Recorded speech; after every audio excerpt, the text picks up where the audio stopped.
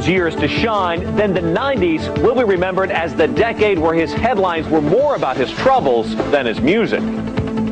Don't treat me like a criminal, because I am innocent. In 1993, Michael was rocked by a scandal which has followed him ever since.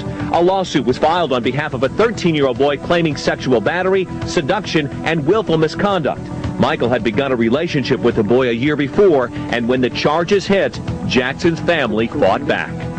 That Michael has been made a victim in cruel, obvious attempt to take advantage of his fame and success. Members of his family said they believed in his innocence and that the allegations brought them closer together.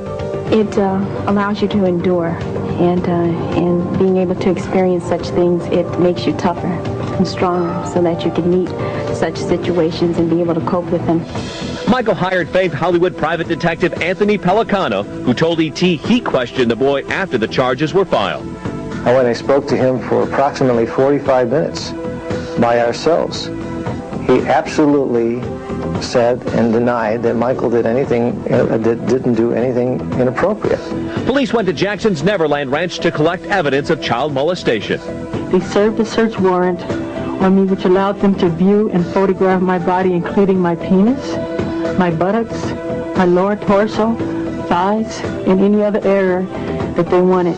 Looking back now, the child molestation charges clearly were a terrible, terrible blow to Michael Jackson, and one from which he still has not recovered. Michael continued to tour, and then another bombshell hit in November of 1993. He announced that he was undergoing rehab for an addiction to painkillers. At that time, Jackson videotaped testimony for a copyright infringement case. He appeared disoriented and admitted to having taken medication for a toothache. Okay, Mr. Jackson, you want to take a break? Did you, at the break, did you have to take a pain medication for your pain? The child abuse investigation lasted for more than a year, but he was never charged with any crime. He did settle the boy's lawsuit against him, saying he didn't want to drag it on and on. Pellicano ended up resigning from Michael's employ, but believed in his innocence.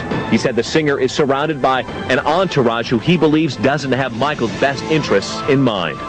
You have to understand that Michael is a money machine, and there's all kinds of people around him that are trying to advise him. You know, those people who call themselves friends and those people who have their own agendas.